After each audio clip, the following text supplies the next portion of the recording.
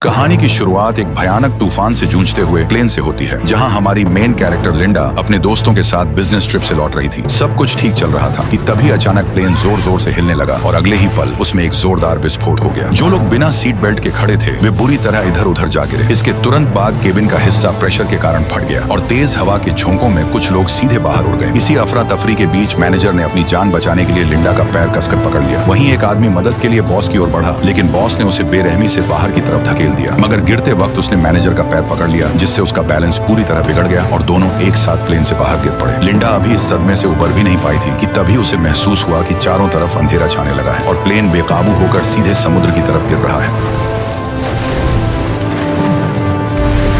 खुशकिस्मती से टक्कर का एंगल ऐसा था कि प्लेन तुरंत फटा नहीं और उसकी जान बच गई। लेकिन तेजी से अंदर घुसते पानी को देखकर लिंडा ने तुरंत सीट बेल्ट खोली और तैरकर बाहर निकल आई। लेकिन बच जाने के बाद भी उसे कोई राहत नहीं मिली, क्योंकि वह अब एक सुनसान और कभी खत्म न होने वाले समुद्र के बीच फंसी हुई थी। तभी दूर उसे एक छोटा सा टापू नजर आया और वह पूरी ताकत लगाकर उसकी तरफ तैरने लगी। सुबह होते ही वह किसी तरह उस टापू तक पहुंच गई और फिलहाल उसकी जान बच गई। लेकिन उसे अंदाजा नहीं था कि असली खतरा तो अब शुरू होने वाला है। थोड़ी दूर चलने के बाद उसकी नजर किनारे पर पड़े एक आदमी पर गई। वह तुरंत उसकी तरफ भागी और पास जाकर देखा तो उसे पता चला कि वो कोई और नहीं बल्कि उसका बॉस ब्रैडली था। वह भी हादसे में बच गया था और बेहोशी की हालत में लहरों के साथ बहकर यहाँ तक आ पहुंचा था। हालांकि गिरने के दौरान उसकी टांग टूट गई थी, लेकिन बाकी लोगों में से सिर्फ वही बचा था। पर फिर भी लिंडा उसे देखकर खुश नहीं थी, क्योंकि कंपनी में वह सबसे ज्यादा उसी से नफरत करती थी। दरअसल वह स्ट्रेटेजी डिपार्टमेंट की सबसे काबिल कर्मचारी थी और अपनी मेहनत से बॉस का भरोसा जीतकर मैनेजर बनने वाली थी। लेकिन ज्वाइनिंग से ठीक पहले बॉस की मौत हो गई और उसका बेटा ब्रैडली कंपनी का मालिक बन बैठा। बॉस बनते ही उसने लिंडा का प्रमोशन छीन लिया और वह पोस्ट अपने चापलूस दोस्त को दे दी। इतना ही नहीं, वह अपने दोस्तों के साथ मिलकर अक्सर लिंडा को नीचा दिखाने लगा। यह सोचकर लिंडा के मन में आया कि वह उसे वहीं छोड़ दे, लेकिन उसने सोचा अगर वो उसकी मदद करेगी तो वह फिर से मैनेजर बन सकती है। इसलिए उसने तुरंत एक नुकीला पत्थर उठाया और उससे केले के पत्ते काटने शुरू कर दिए। फिर पेड़ का सहारा लेकर एक फ्रेम बनाया और पत्तों और टहनियों को बेल से बांधकर एक छोटी सी झोपड़ी तैयार कर दी। धूप से बचने का इंतजाम करने के बाद उसने पानी का जुगाड़ करने की सोची। उसने रेत में गड्ढा खोदा और उसमें नारियल के छिलके रखकर ऊपर पत्ते लगा दिए। कुछ ही देर में बारिश शुरू हो गई और उसने आसानी से पीने लायक पानी जमा कर लिया। बारिश थमते ही मौसम साफ हो गया और काफी देर बाद ब्रैडली को होश भी आ गया। लिंडा तुरंत उसके पास पहुंची और उसे पानी पिलाने लगी। जब ब्रैडली को पता चला कि लिंडा ने उसकी जान बचाई है, तब उसने झिझकते हुए उसे थैंक यू बोल दिया। इसके बाद लिंडा ने उसके सामने अपनी काबिलियत दिखाते हुए लकड़ी रगड़कर आग जलाई और जल्द ही उसने एक मछली पकड़कर उसे पका भी लिया। लेकिन ऐशो आराम की जिंदगी जीने वाले ब्रैडली के लिए ये मछली किसी कचरे से कम नहीं थी। फिर भी पेट भरने के लिए उसे बिना नमक मसाले वाली वो मछली मजबूरी में निगलनी पड़ी। लेकिन लिंडा को इस खाने से कोई दिक्कत नहीं थी, बल्कि वह तो इस जगह पर फंसने के बाद भी बेहद खुश थी, क्योंकि उसे यहाँ कोई भी नीचा दिखाने वाला नहीं था और वो खुशी खुशी यहाँ कई दिन बिता सकती थी। धीरे धीरे कुछ दिन गुजर गए और यहाँ माहौल का असर दोनों पर साफ दिखने लगा। एक तरफ लिंडा जो छोटी सी चीज पाकर भी खुश हो जा रही थी, वहीं ब्रैडली किसी तरह यहाँ से निकलना चाहता था। उसने पूछा कि उसने अब तक किनारे पर कोई SOS सिग्नल क्यों नहीं बनाया या आग को बड़ा क्यों नहीं किया, ताकि किसी की इस टापू पर नजर पड़ सके। उसके मुताबिक लिंडा को पहले यही करना चाहिए था, लेकिन उसने ऐसा कुछ भी नहीं किया। इसी बात पर वह उल्टा गुस्से में चिल्लाते हुए उसे ताने मारने लगा कि वह यहाँ बेवजह उसकी देखभाल का बस एक नाटक कर रही है। खुद टूटी टांग के कारण लाचार था, फिर भी लिंडा की इतने दिनों की मदद के बाद भी वो उसे अपना हक समझ रहा था। उसकी बातें सुनकर लिंडा को समझ आया कि वह केवल चापलूसी से उसका दिल नहीं जीत सकती है। उसे उसकी असली अहमियत तभी समझ आएगी जब उसे कोई तकलीफ होगी। यही सोचकर लिंडा बिना कुछ कहे वहाँ से उठी और उसे अकेला छोड़कर चली गई। शुरुआत में ब्रैडली उसकी इस हरकत पर भी ताने मारता रहा, लेकिन कुछ ही देर बाद उसे एहसास होने लगा कि उसने कितनी बड़ी गलती कर दी है। फिर भी वह घमंडी बना रहा और लिंडा के खुद व खुद लौटने का इंतजार करने लगा। लेकिन ऐसा ही करते करते पूरा एक दिन बीत गया और आखिरकार उसका घमंड टूटने लगा। लेकिन रात तक भी लिंडा वापस नहीं आई। गहरी रात में तेज तूफान चलने लगा और कुछ ही देर में लिंडा की बनाई झोपड़ी भी उड़ गई। अगले ही दिन तपती धूप ने हालत और खराब कर दी। ज्यादा गर्मी की वजह से ब्रैडली डिहाइड्रेशन के चलते बेहोश हो गया। जब लिंडा उसे काफी तड़पा चुकी थी, तब वह पानी लेकर वापस आ गई। उसे देखते ही ब्रैडली ने बिना कुछ सोचे तेजी से पानी पीना शुरू कर दिया। अब उसे समझ आ गया था कि वह पूरी तरह लिंडा पर ही निर्भर है और वह उस पर अपना हक नहीं चला सकता। लेकिन तभी उसकी नजर उस भाले पर पड़ी जिसका इस्तेमाल लिंडा खतरनाक जंगली सुअर के शिकार के लिए करने वाली थी। उसे पता था कि वह सुअर बेहद जानलेवा है, इसलिए उसने लिंडा को जंगल में जाने से मना किया, क्योंकि अगर लिंडा को कुछ हो गया तो उसकी खुद की जान भी खतरे में पड़ जाएगी। लेकिन लिंडा ने उसकी एक भी बात नहीं मानी और वह सीधे जंगल के अंदर चली गई। जब वह चुपके से शिकार को ढूंढ रही थी, तभी अचानक उस जंगली सुअर ने लिंडा को टक्कर मारकर हवा में उछाल दिया।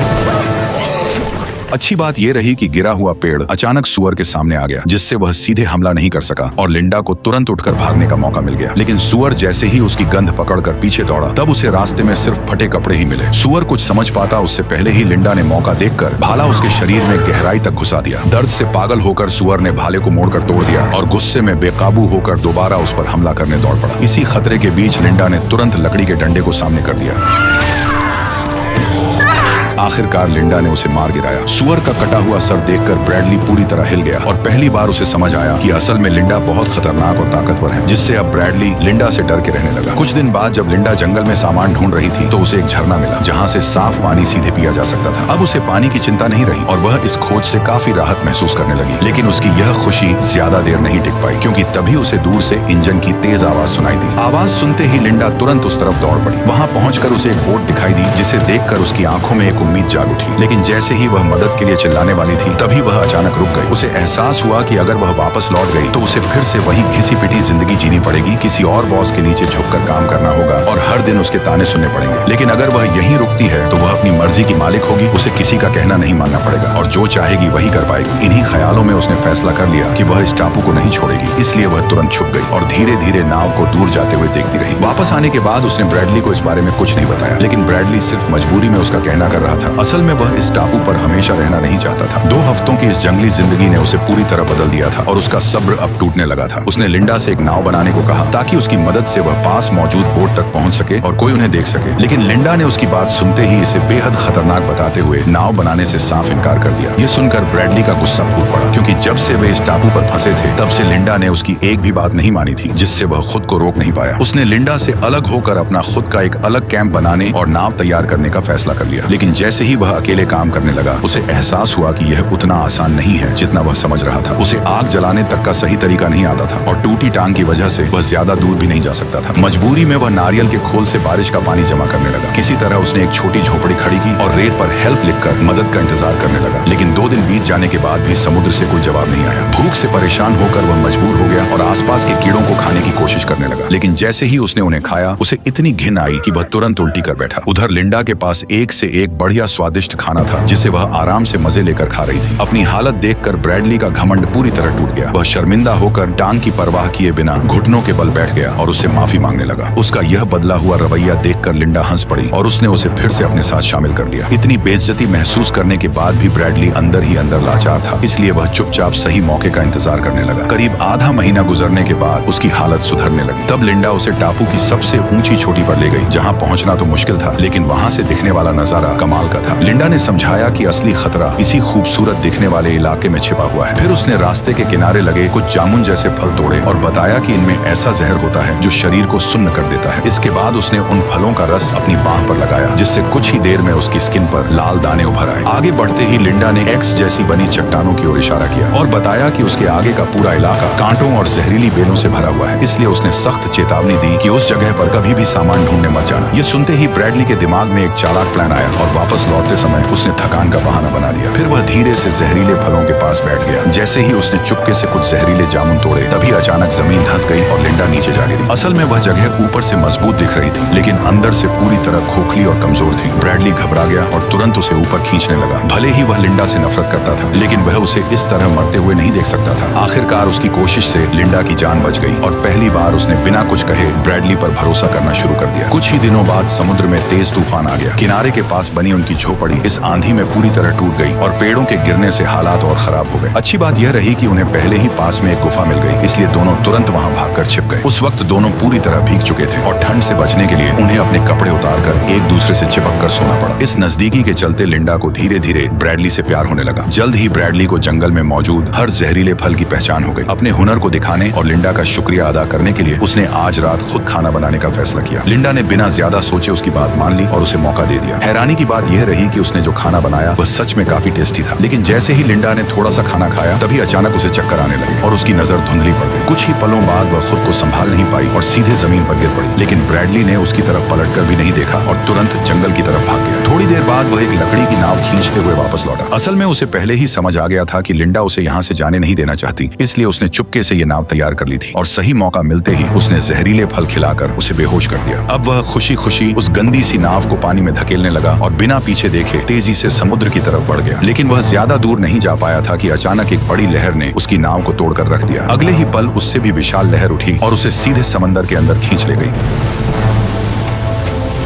खुशकिस्मती से वह ज्यादा दूर नहीं गया था, इसलिए होश में आते ही लिंडा ने तुरंत उसे किनारे खींचकर बचा लिया। होश में आते ही ब्रैडली घबराकर उससे माफी मांगने लगा, लेकिन लिंडा ने कुछ नहीं कहा और चुपचाप उसे पका हुआ केकड़ा थमा दिया। ब्रैडली ने बिना सोचे समझे उसे खा लिया, लेकिन कुछ ही देर में उसका मुंह अजीब तरीके से सुन्न पड़ गया। देखते ही देखते यह असर उसके पूरे शरीर में फैलने लगा और वह समझ नहीं पाया कि आखिर हो क्या रहा है। तभी लिंडा ने सच्चाई बताई कि यह ब्लू रिंग ऑक्टोपस का जहर है जो शरीर को सेकंडों में पैरालाइज कर देता है और इंसान चाहकर भी हिल नहीं पाता। असल में यह सब उसने ब्रैडली को सबक सिखाने के लिए किया था। इसके बाद उसने एक चाकू निकाला, उसे थोड़ा गर्म किया और तुरंत ब्रैडली की पैंट उतार दी। धीरे धीरे वह उसके पास आई और इशारों में उसे समझाने लगी कि वह अब क्या करने वाली है। यह देखकर ब्रैडली पूरी तरह घबरा गया। तभी अचानक लिंडा ने चाकू चलाया और अगले ही पल खून की पिचकारी चल गई, जिससे ब्रैडली का गला लाल हो गया। ये देखकर लिंडा मुस्कुराने लगी। फिर उसने वो चीज दिखाई जिसे उसने काटा था। दरअसल वह कोई इंसानी अंग नहीं बल्कि एक चूहा था। ये सब उसने सिर्फ ब्रैडली को डराने के लिए किया था, ताकि वह दोबारा ऐसी हरकत करने की हिम्मत न करे। उसकी चालाकी और हाथ में पकड़े चाकू ने ब्रैडली का सारा घमंड तोड़ दिया और वह बिना सावल जवाब किया उसका कहना मानने लगा। लेकिन यह कंट्रोल लिंडा ज्यादा देर तक एंजॉय नहीं कर पाई। एक दिन जब वह सामान ढूंढ रही थी, तभी फिर से दूर से इंजन की आवाज सुनाई दी। इस बार सामने वाला भी उसे देख चुका था। जैसे जैसे नाव पास आई, लिंडा ने देखा कि वह कोई और नहीं बल्कि ब्रैडली की मंगेतर जेनी थी। दरअसल रेस्क्यू टीम भले ही हार मान चुकी थी, लेकिन जेनी ने उम्मीद नहीं छोड़ी थी और लगातार उसी इलाके में ब्रैडली को ढूंढ रही थी और अब जाकर उसकी तलाश खत्म हो गई। लिंडा जबरन जेनी को देखकर मुस्कुराने लगी, जैसे वह उसे बेहद देखकर खुश हो। फिर मजबूरी में उसने जेनी को बता दिया कि ब्रैडली जिंदा है, लेकिन लिंडा अभी भी इस टापू को छोड़ना नहीं चाहती थी, जबकि जेनी को अब उन दोनों के जिंदा होने का सच पता चल चुका था। हालांकि यह बात सिर्फ जेनी और उसके साथ आए गाइड को ही पता थी। इसी वजह से लिंडा ने मन ही मन एक खतरनाक फैसला कर लिया। उसने झूठ बोला कि उसे एक छोटा रास्ता पता है और दोनों को उसी दिशा में ले जाने लगी। थोड़ी देर बाद वो उन्हें एक खतरनाक चट्टान के किनारे पर ले आई, जहाँ वह खुद मरते मरते बची थी। फिर उसने जूते के फीते बांधने का बहाना बनाया और दोनों को आगे बढ़ने के लिए कह दिया। जैसे ही जेनी ने आगे कदम रखा, जमीन अचानक धंस गई और वह सीधे नीचे गिरने लगी। दरअसल यह सब लिंडा का दोनों को मारने का प्लान था, लेकिन किस्मत से सिर्फ जेनी ही फंसी थी और गाइड अभी भी जिंदा था। उसी वक्त लिंडा अंदर ही अंदर सोच में डूब गई कि वह क्या करे और क्या न करे। कुछ समय बाद वह अकेली ही ब्रैडली के पास लौट आई और बाकी दोनों के साथ क्या हुआ ये जल्द ही पता चलने वाला था। चट्टान से लौटने के बाद लिंडा अंदर ही अंदर टूटती जा रही थी। उसे खुद पर यकीन नहीं हो रहा था कि उसने ये क्या कर दिया है। तभी ब्रैडली वहाँ आया और उसे जंगल चलकर खाना लाने को कहा, लेकिन लिंडा ने तबीयत का बहाना बनाकर साफ मना कर दिया। मौका मिलते ही ब्रैडली ने चाकू उठाया और बिना कुछ कहे जंगल की तरफ निकल गया। जंगल के अंदर पहुंचते ही उसने शिकार करने का फैसला किया और कुछ देर पीछा करने के बाद उसे एक छोटा जंगली सुअर नजर आया। वह धीरे धीरे उसके करीब पहुंचा, लेकिन अगले ही पल अचानक उसकी नजर जमीन पर गई। दरअसल जहां सुअर मिट्टी खोद रहा था, वहीं से इंसान का एक हाथ बाहर निकला हुआ था। करीब जाकर देखते ही ब्रैडली के होश उड़ गए, क्योंकि वह हाथ उसकी अपनी मंगेतर का था।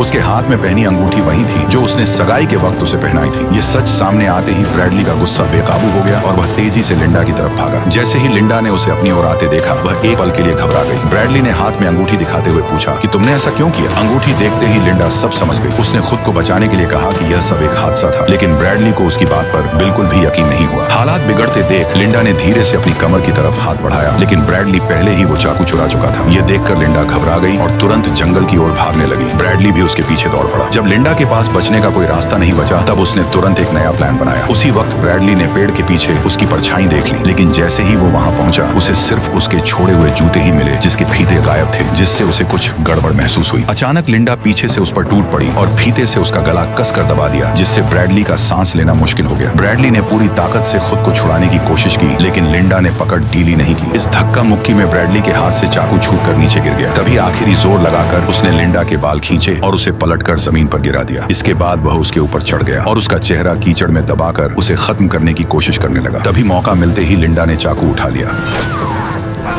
जब लिंडा ने आंखों से मिट्टी हटाकर दोबारा देखा, तो ब्रैडली वहां से गायब हो चुका था। दरअसल वह उसी जहरीले इलाके की तरफ बढ़ रहा था जहां जाने से लिंडा ने मना किया था। ये देखकर लिंडा ने उसका पीछा नहीं किया और चुपचाप वापस लौट गई। काफी दूर तक भागने के बाद भी ब्रैडली के साथ कुछ नहीं हुआ, लेकिन जैसे ही उसने सामने देखा, तब उसके होश उड़ गए, क्योंकि दो विशाल चट्टानों के बीच उसे एक आलीशान विला दिखाई दिया, जिससे साफ हो गया कि यह कोई सुनसान टापू नहीं बल्कि किसी का प्राइवेट आइलैंड है। उम्मीद की एक नई किरण के साथ ब्रैडली तुरंत वहां पहुंचा और मदद के लिए चिल्लाने लगा, लेकिन अंदर से कोई जवाब नहीं आया। तभी उसने देखा कि दरवाजा खुला हुआ है। घर के अंदर घुसते ही ब्रैडली ने जल्दी जल्दी लाइट ऑन की और हर जगह नजर दौड़ाकर कुछ काम की चीजें तलाशने लगा। तभी उसकी नजर फ्रिज पर पड़ी और उसे खोलते ही अंदर तरह तरह के मॉडर्न ड्रिंक्स सजे हुए दिखाई दिए। प्यास से बेहाल ब्रैडली ने तुरंत एक पानी की बोतल उठाकर पीने लगा, लेकिन तभी अचानक सब कुछ बदल गया। न जाने कैसे स्पीकर से लिंडा की आवाज गूंज उठी और उसकी बात सुनते ही ब्रैडली को पूरी सच्चाई समझ आने लगी। उसे एहसास हुआ कि जहरीले इलाके वाली सारी बातें झूठ थीं और सिर्फ उसे इस जगह से दूर रखने के लिए ये कहानी बनाई गई थी। अब लिंडा ने बिना किसी झिझक के सब कुछ साफ साफ बता दिया। असल में जो जहाज उसने पहली बार देखा था वो हर महीने यहाँ सप्लाई देने आता था और उसी के जरिए उसे इस आलीशान विला का पता चला था। यहाँ आने के बाद उसने छुपकर दरवाजे का पासकोड देख लिया और फिर सही मौके पर इस जगह पर पूरी तरह कब्जा कर लिया। हालांकि असली मालिक यहाँ बहुत कम आता था, इसलिए वह हर बार सब कुछ साफ करके आराम से यहाँ रहती थी। किसी को शक भी नहीं होता था और सब कुछ उसके हिसाब से परफेक्ट चल रहा था। लेकिन जेनी के अचानक आने से उसका पूरा प्लान बिगड़ गया। अनजाने में हालात ऐसे बन गए कि उसे जेनी को मारने का कदम उठाना पड़ा। उसकी ये सच्चाई सुनकर ब्रैडली के रोंगटे खड़े हो गए। अंधेरे में इधर उधर टटोलने पर भी उसे कंट्रोल रूम नहीं मिला। तभी अचानक हालात पलट गए क्योंकि लिंडा खुद उसे ढूंढते हुए वहां पहुंच गई। दरअसल उसने पहले ही इस विला के अंदर से एक शिकार वाली बंदूक हासिल कर ली थी। ब्रैडली ने जैसे ही उसे देखा तो वो तुरंत घुटनों पर गिर गया और अपनी जान की भीख मांगने लगा। उसने कहा कि वह अब भागेगा नहीं बल्कि यहीं रहकर उसी के साथ जिंदगी बिताएगा। इतना ही नहीं, उसने ये भी कहा कि इस दौरान वह सच में उससे प्यार करने लगा है। लिंडा को यकीन दिलाने के लिए वह दोनों के बीच बिताए खूबसूरत पलों की बातें करने लगा। उसकी बातें सुनकर लिंडा को कुछ गड़बड़ लगी। तभी उसकी नजर पीछे रखे बैल के सिर पर गई जहां से एक सींग गायब था और फिर अगले ही पल लिंडा ने पास रखी गोल्फ स्टिक उठा ली, जबकि ब्रैडली ने भी बंदूक अपने हाथ में ले ली। लेकिन जैसे ही उसने ट्रिगर दबाया बंदूक खाली निकली। असल में यह सब पहले से ही लिंडा का सोचा समझा प्लान था। अगले ही पल उसने बिना वक्त गवाए गोल्फ स्टिक उठाई और ब्रैडली पर लगातार वार करने लगी। आखिरी वार इतना जोरदार था कि ब्रैडली वहीं खत्म हो गया। यहीं पर कहानी भी खत्म हो गई। लिंडा ने पूरे विला को साफ करके खुद को एकमात्र जिंदा बची इंसान के रूप में पेश किया। फिर उसने इस पूरे हादसे को एक सर्वाइवल मिरेकल की तरह दिखाकर खुद को मशहूर बना लिया और धीरे धीरे वह बहुत अमीर बन गई।